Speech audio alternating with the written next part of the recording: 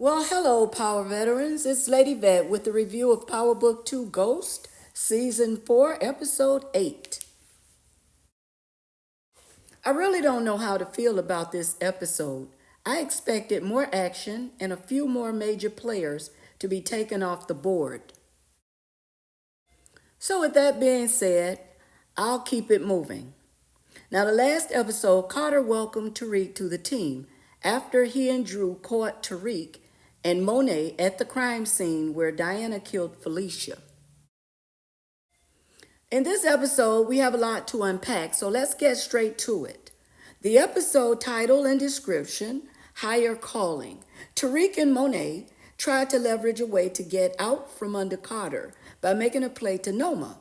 An incident with Braden's relationship with Elle sends him off the deep end as he goes from puppy to pit bull. It seemed to me that everyone in the episode had a meeting with someone, and some had more meetings than others. Carter's back to where we first saw him, the confessional. After lighting a candle for his fallen task force member, Felicia Lewis, he had his first meeting with the team. I don't know of anyone who can get a story together as fast and as believable as Dawn Carter. Carter told the team that her tragic death will leave a hole in their hearts. Carter said that paramedics on the scene said that she died on impact. She didn't feel any pain, so he hoped. Carter also told the team that a fund was set up for Felicia's son, and he knew that they would all want to contribute. They all toasted in honor of Felicia. As usual, Carter was convincing to everyone except Nico. Nico approached Carter to find out what really happened. Carter stayed with his story and told Nico that he knew that they were close, so if he need to talk, Carter is available. Clearly, Nico was not convinced. Meanwhile, Tariq met with Monet at her bar having a drink. Both of them are thinking of a way for the better good of self. So Tariq comes in wanting to know if she spoke to Carter. But the only thing on Monet's mind was wiping Carter off the face of the earth because he put a gun to her head. Tariq was concerned that Carter's got stuff on him, but he's got nothing on Carter. As for Diana, Monet said that baby girl ain't baby girl no more, that the situation was messing with her head. Tariq told Monet that regret is for civilians. Diana needed to get over it. Tariq also said that they have to give Carter what he wants. That's Noma. Monet was concerned that doing that would make them look weak. Tariq asked about Drew helping them, but Monet said that Drew called Carter to Felicia's house and that Drew is working his own agenda besides being up Carter's behind. And so Tariq's bright idea was to tell Carter that they are working on leveraging Noma and tell Noma that everything is going to be blown up on her end so that she could take out Carter. Now, Monet was okay with the idea, but not the idea of having to ask Noma for help. Nico, Drew, and Carter were headed for the rooftop to meet some other team members. They said that the police had to go around the back because they weren't allowed to go in the front. Carter assigned Drew to the task that Zion had to oversee the venue and the revenue. Carter made introductions. Then Carter told the guys that they would talk to Drew before talking to him or Nico. Braden and Tariq were in his room talking. Braden appeared to be speaking logic while Tariq just wanted to get at Carter. Braden asked about his apex predator ideas of moving vertically. Braden told Tariq that it's crazy to want to kill a cop and better yet, a dirty one with a task force. Tariq told Braden that it seemed as though he didn't want to have his back. Tariq noticed Braden packing his bags and asked what's up. Braden was moving and hoping that Elle would live with him. Tariq laughed. Braden told Tariq how he was moving lately and asked what was he doing. Braden told Tariq that he's moving fast and smart. Tariq told Braden that when moving, he doesn't think things through, but Braden was ready to make moves. Team Noma Kane and Team Tariq Monet met to talk about killing a cop. Tariq told Noma that Carter knows about her, and she wanted to know who put her on his radar. They went back and forth until Monet chimed in asking Noma what did she want to do with the top shelf information that they had given her. Monet was passionate in saying that they could get a plan and work details later. Noma said that she didn't want to go to war with the NYPD. Monet jumped up telling Tariq that she told him it would be a waste of time. As Monet began to head for the door, Noma called her mom.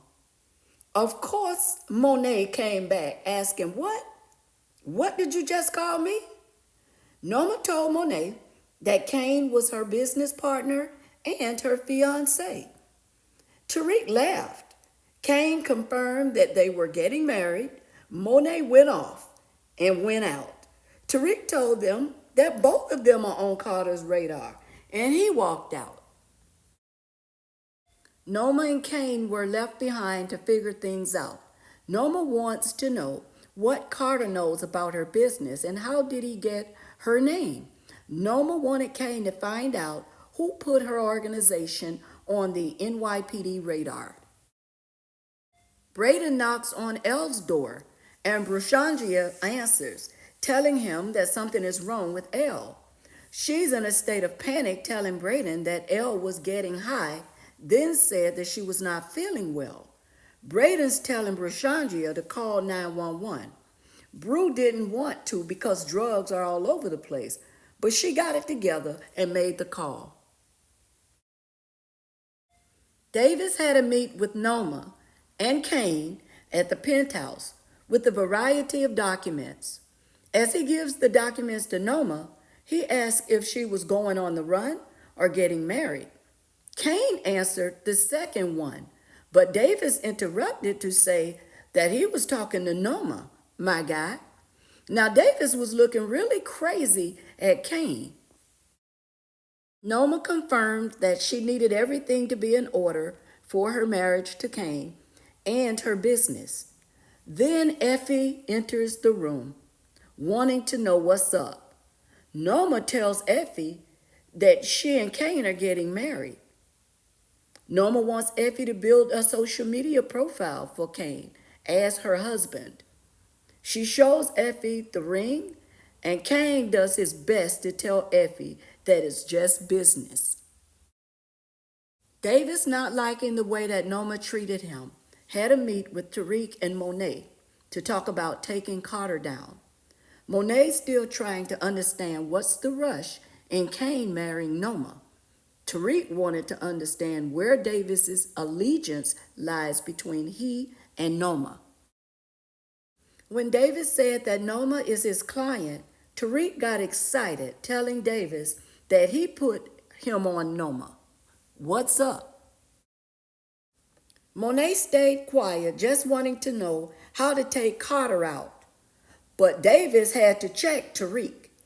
He told Tariq to calm down and told them both that his allegiance is with them. Davis told Monet and Tariq about Noma's jet parts and how she wants it to be legitimate to wash her drug money.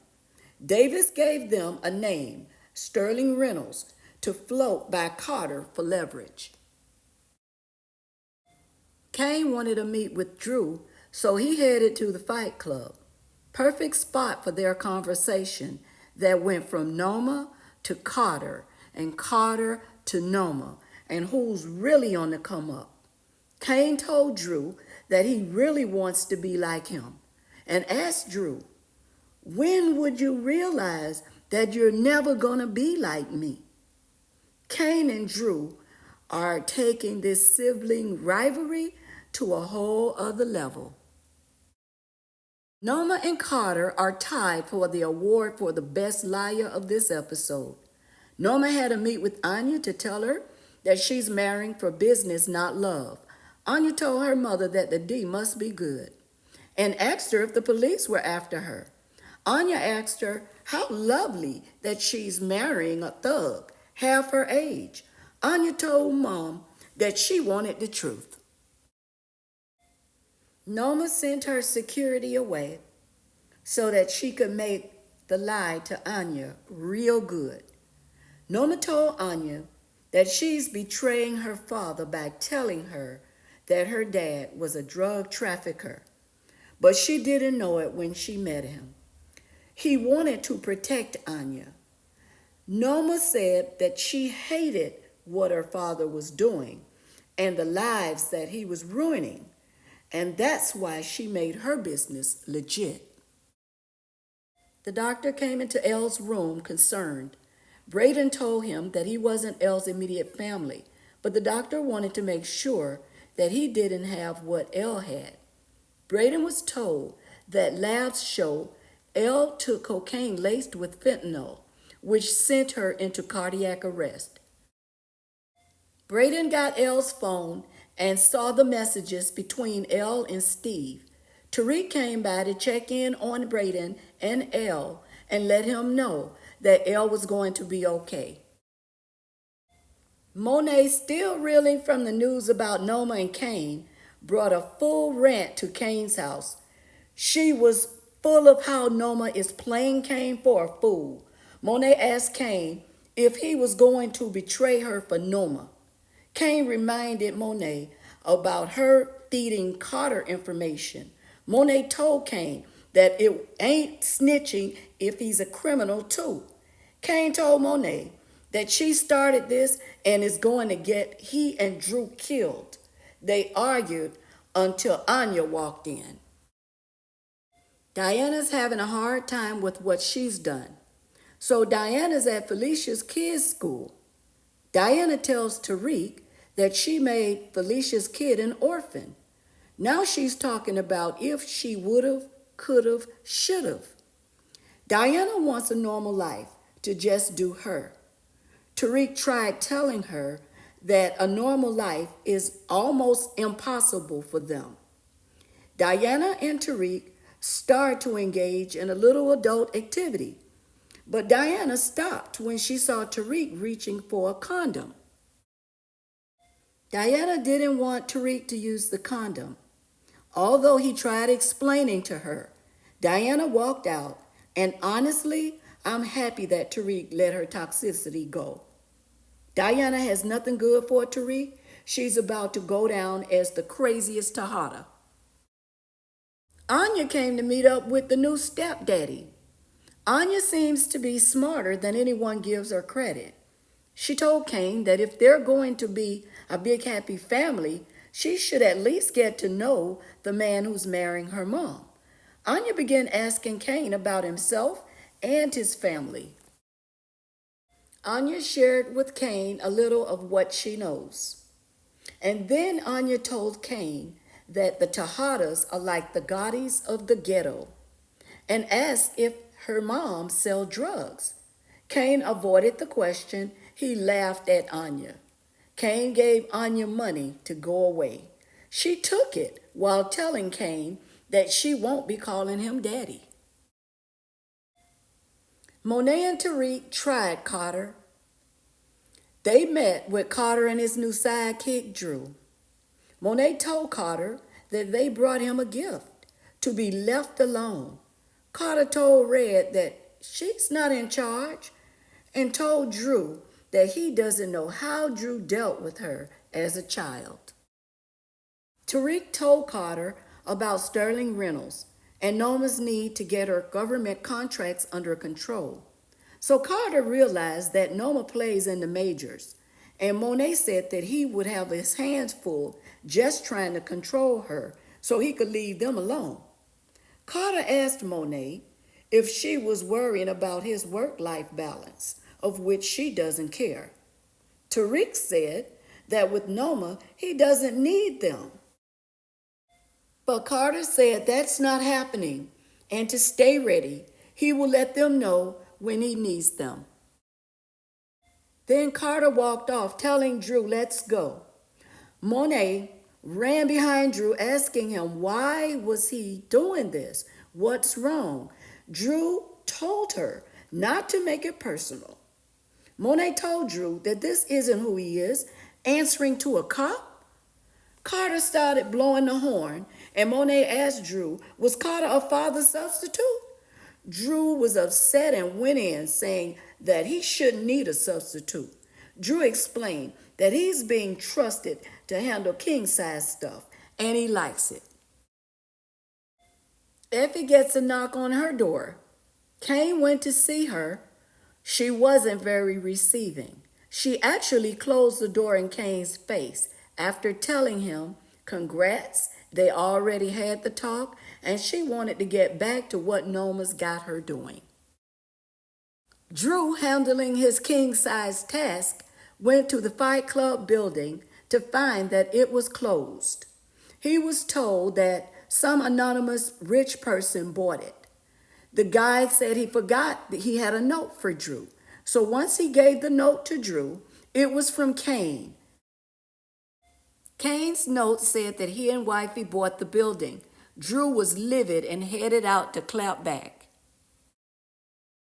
Braden was at Elle's bedside when Steve sent the text to Elle saying that they could meet. Elle was still unresponsive. Braden texted Steve back, then notified Tariq that he needed him to help pay Steve a visit. The plan was to scare him. Tariq agreed. Drew's matching wits with Kane.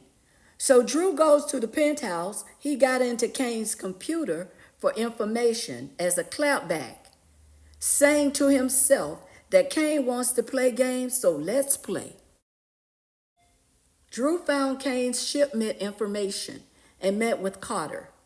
Drew told Carter that Noma's making more moves. Carter said that he has a plan for Noma. Drew said that she provided guns, taking over the city, and it could mean more violence. Drew told Carter about the shipment. Back at the Stansfield classroom, Diana's scrolling through her phone, looking at Felicia and her kids' pictures. While everyone else in class engaged in the discussion, Diana was distracted and unprepared when called upon by Professor Simmons. Luckily for Diana, Brushandria tried to give her a tip to help her out. On the way out, Diana thanked Brushandria. Diana asked about Elle, and Brushandria told her that it was touch and go. Diana told Brushandria about trying Tariq. Brushandria advised Diana to forget about Tariq and any fairy tale life and focus on being a good student. Kane tried reaching out to Effie. No luck. Maybe because she was busy running into her mom.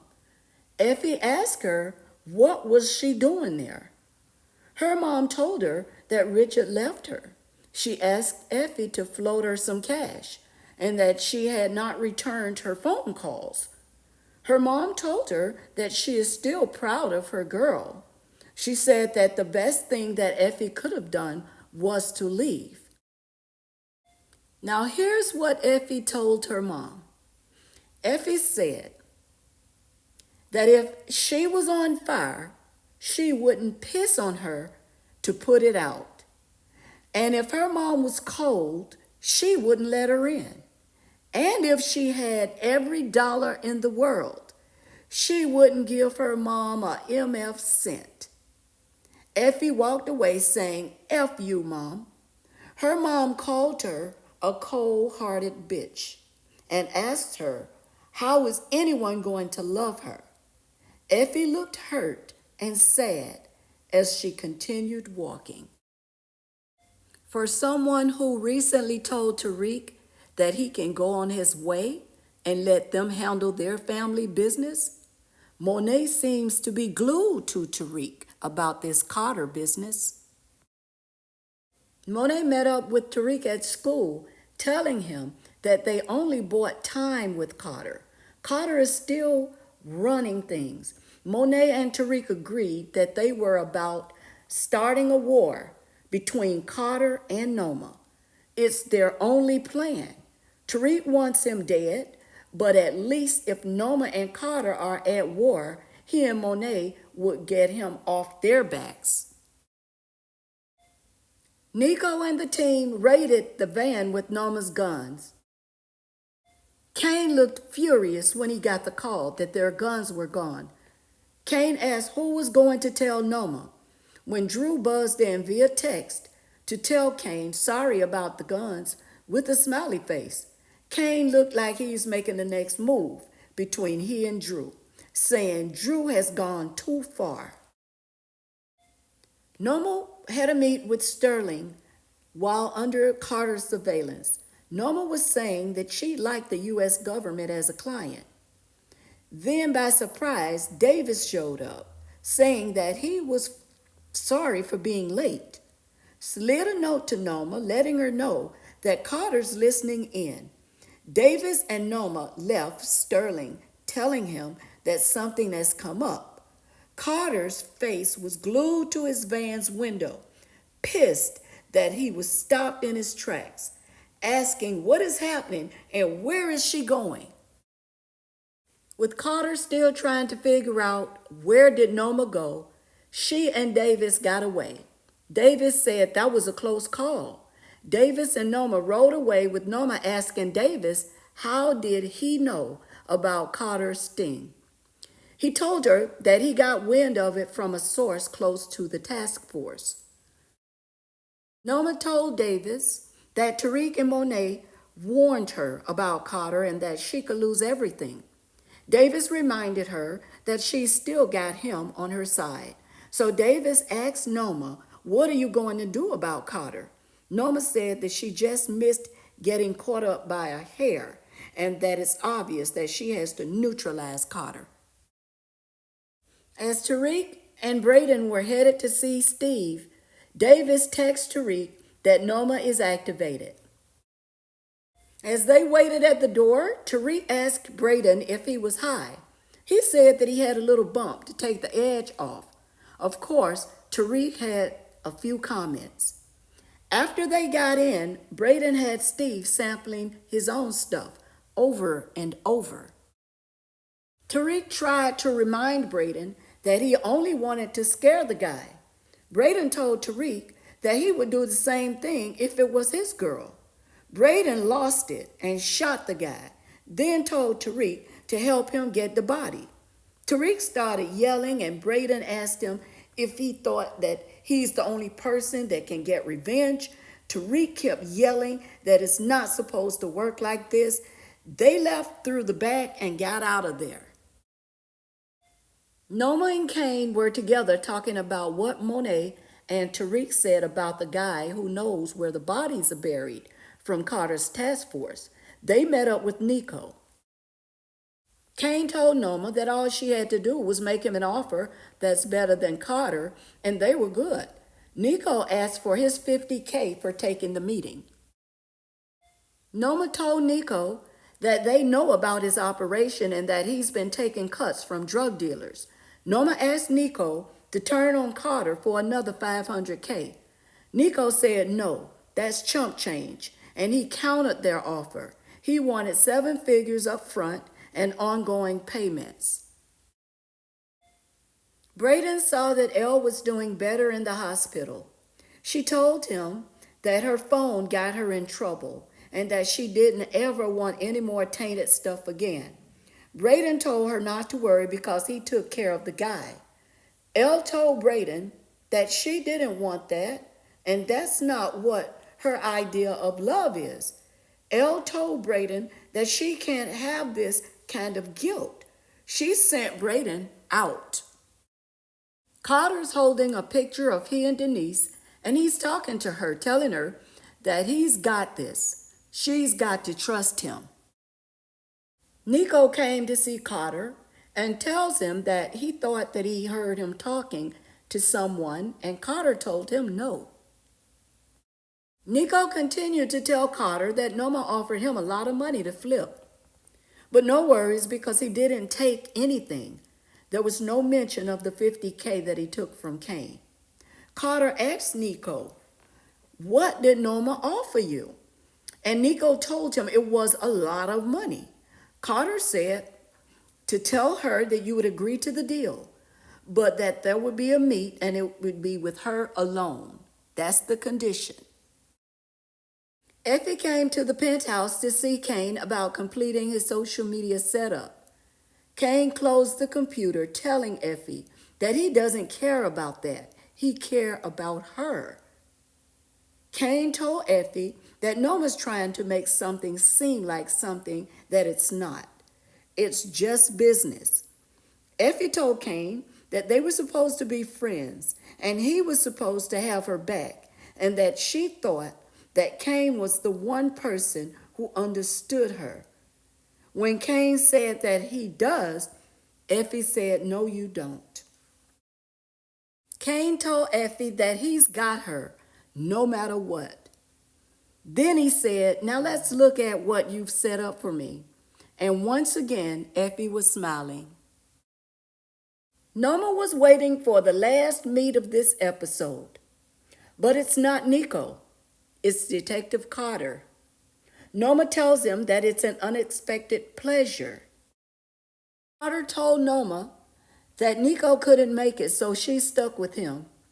Carter also told her that he's been riding with Nico for a little minute, and what she did is a serious violation, and that requires consequences.